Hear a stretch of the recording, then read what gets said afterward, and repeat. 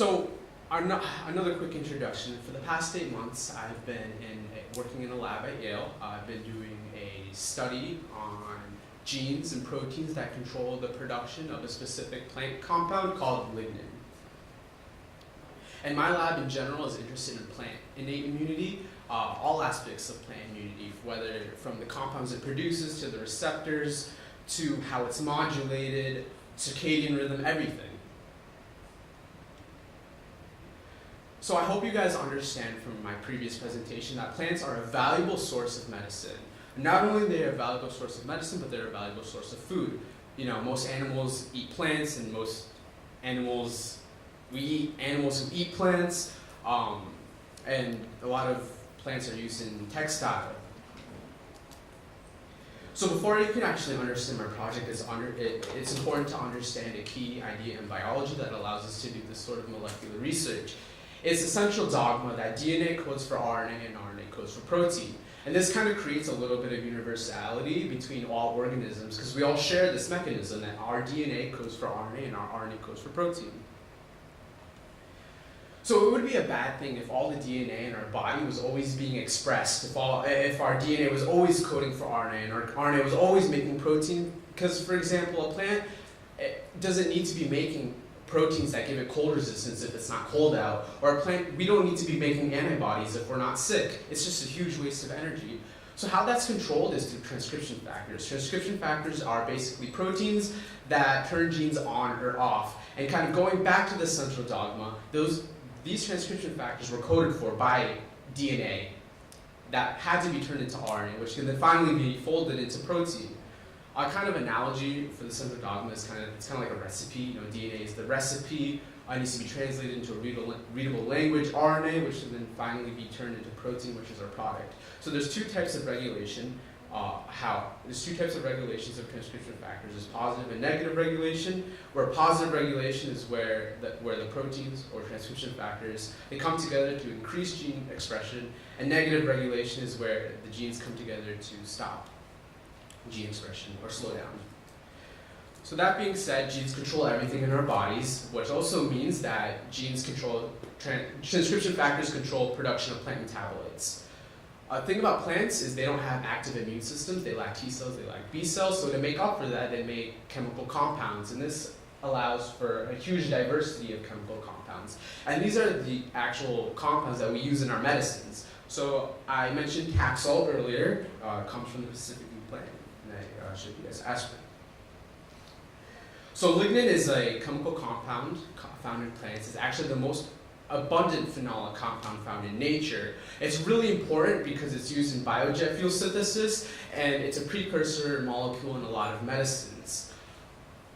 It's what gives plants the rigidity and structure. It's involved in the primary immune response of plants. If bacteria manage to breach the cell wall of a plant, one of the first things it'll do is start making lignin to push it out, or to patch the hole that was made. So my goal was to determine genes that are involved in lignin production, ultimately to engineer that pathway to create more lignin, which can be used to make more biojet fuel or more medicine. So my lab did a study, multiple studies that proved that mid-family genes control phenylpropanoid and indole production pathways. Lignin is a phenylpropanoid. All compounds in plants can be categorized into being a phenylpropanoid, indole, or terpene. There's other specific classes of compounds that are specific to species, but generally phenylpropanoids, indoles, and terpenes are the main classes.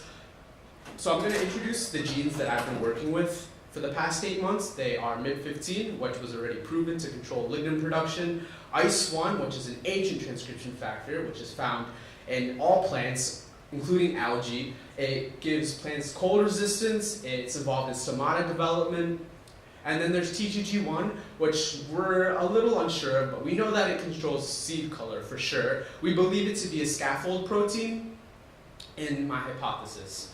So in a previous study, demonstrated that ICE1 and MIB15 interact. Therefore, if MIB15 controls lignin production and ICE1 interacts with MIB15, therefore ICE1 must also control lignin production. I think that ICE1 negatively regulates, ICE1 and TGG1 negatively regulate lignin production, meaning that in the presence of these proteins, gene expression will be turned down. So this is kind of what it would look like at the molecular level. So if MIP15 attaches, we already proved that it positively regulates in the presence of MIP15, lignin production will increase. So MIP15 binds to a segment of DNA called a promoter. RNA polymerase comes in, starts turning on the gene. However, when ICE1 and TGG1 come and attach, expression of the RNA polymerase will go down.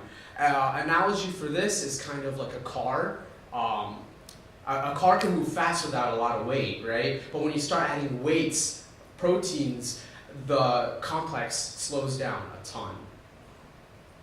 So how did I actually prove my hypothesis? Well, we use transgenic plants, also known as GMOs, to understand the genes. Basically, all they are genes that are plants that are integrated with foreign DNA. We use them in the application of agriculture and medicine. There's actually a bowl of vaccine that's being developed right now in tobacco leaves. So I use transgenes to study ICE1, MIP15, and TGG1. So how do we create transgenic plants? We use a really common bacteria called agrobacterium. I'm sure you guys have seen it. It's what gives plants their tumor. Next time you look around, you see a weird lump on a tree, it's agrobacterium. So it inserts our genes of interest into the genome of plants. Here's kind of the procedure to actually putting our genes in the agrobacterium. So where one is, we take the plasmid, which is just a piece of gene out, a piece of chromosome out of an agrobacterium. We cut a gene out, we put our gene in that is attached to herbicide or antibiotic resistance. We put it back into the bacteria, we infect our plants, and then we grow our plants up, harvest the seeds. But after that, we have to kind of determine whether or not our plants actually picked up our genes. And we do that through growing them on antibiotic plates. And kind of going back to the whole integration of our gene into the agrobacterium, we attach, I hope you guys heard that I attach a gene that confers antibiotic resistance right onto the gene that we're interested in. And kind of how it all ties back to the central dogma is all of these genes are coded by DNA. So we can easily code for proteins and attach other codes for antibiotic resistance into one segment of DNA. So kind of here, if you see the little plants where the arrow is pointing to, those plants did not pick up my genes, and the big plants that are growing did. So how did I actually prove my hypothesis that MIP15 and TGG1 and ICE1 negatively regulate lignin production? Well, one, I had to insert my genes and screen for antibiotic resistance, which I showed you guys. Then I have to determine how many copies of the gene my plant actually has. And then I have to screen for protein expression. And then I have to screen for protein function. And finally, whether or not the proteins interact.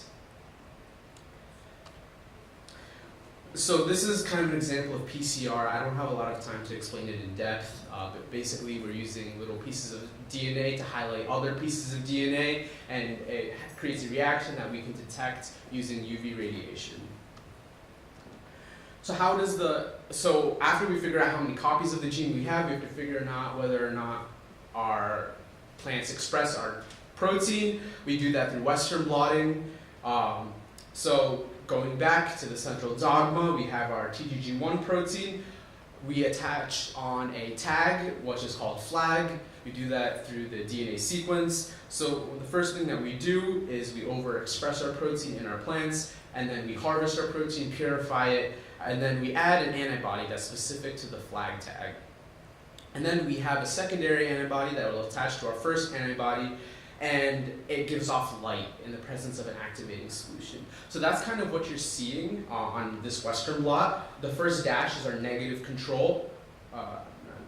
This is our negative control. And then these are all the plants that showed, that had seed color. We picked our best candidate by light given off. This is the negative picture, so it's like the opposite. But this was our best candidate. And then after we figure out whether it expresses our protein, we have to test our interaction through various methods.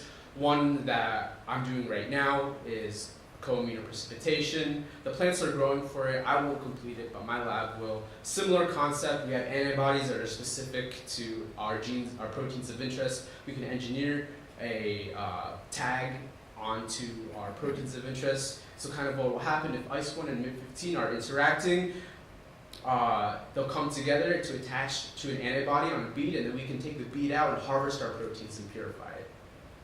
And then if the proteins are there, then we know they're interacting. So another method of protein-protein interaction assays are yeast-2 hybrid. This is what I've been doing. So basically we engineer our proteins of interest, MIP15 and ICE1, onto two other proteins that interact to turn on a gene. So if we know that MIP15 and ICE1 are interacting, we will have gene expression. And if we grow those yeast on a plate that are lacking histidine, tryptophan, and leucine, and MIP15 and ICE1 are interacting to turn on the genes for biosynthesis of tryptophan, leucine, and histidine, and the yeast grow, we know that ICE1 and MIP15 are interacting. Kind of the opposite for if they're not reacting or interacting, we won't have expression of our gene and there will be no growth. So another assay we can use to study protein-protein interactions is split luciferase.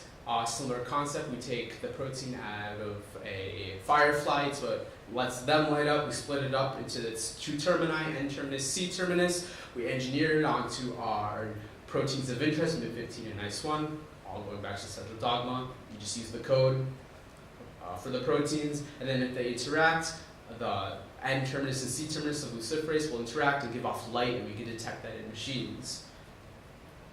And then finally, what I did a lot of is the lignin analysis. So we use spectrophotometry. What I did is I ground up my rice leaves, purified the cell wall, and then we basically chewed up our extract, which contained the lignin, into small pieces using acetylbromide. And then we used UV, which comes from our spectrophotometer, to blast it with UV, and then we used Beer's law to undo our absorption values. So here's the data from one of my experiments. So here's my gain-of-function lines of ICE1. And in my gain-of-function lines, it turns out that it's producing less lignin than wild type, which is the natural copy. This means that in the gain-of-function lines, ICE1 is negatively regulating lignin production because in the presence of ICE1 being overexpressed, our plants are making less lignin. These are all statistically significant. I just didn't put the stars. And the cool thing is we have the opposite phenotype in our loss of function lines. Here's ICE2 one. In the loss of function line, it's making more lignin. And here's ICE1. In the loss of function line, we are making a little bit less lignin than wild type. And I made a little mistake. It's only ICE1 and TGG1 that may negatively regulate lignin production. Turns out ICE2, which is a sister protein of ICE1, may actually positively regulate lignin production, which means that in the presence of ICE2, lignin production goes up. So it turns out that ICE1 is ICE1 and ICE2 are incredibly complex, and they may negatively regulate lignin production, and ICE2 may positively regulate lignin production. So for future directions, I have to prove the rest of my hypothesis, see if ICE1 binds to TGG1 via yeast-2 hybrid, and see if MIP15 binds to TGG1.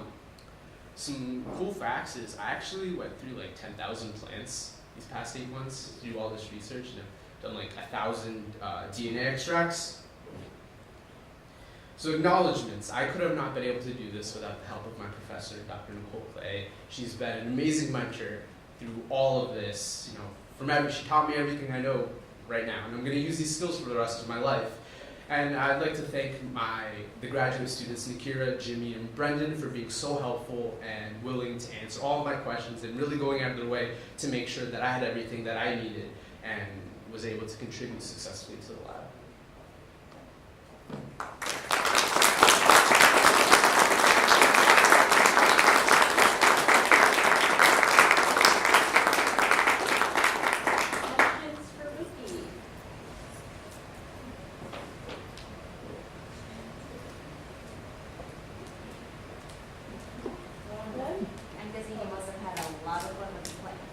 Yeah.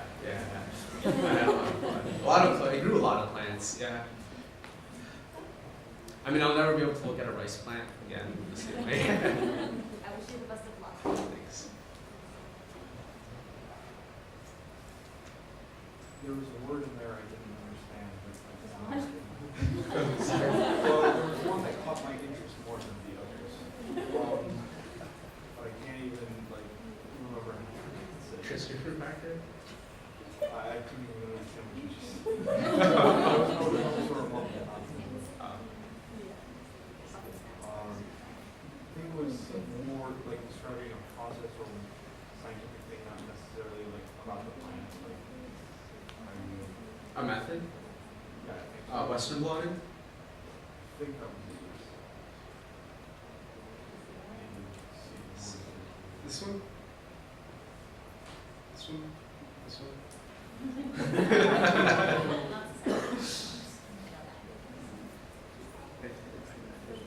It sounds like you got a lot of positive data in a pretty short amount of time.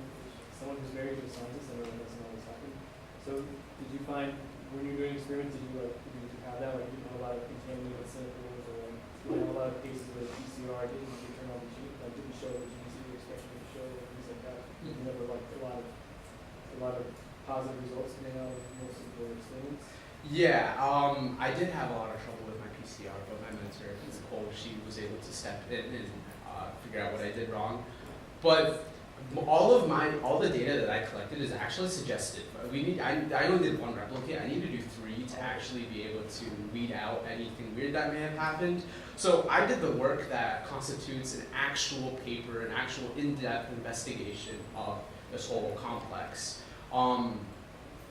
I didn't run into a lot of contamination problems because I don't know, I just got lucky. But you still need to repeat to make sure. Yeah, 2 more times.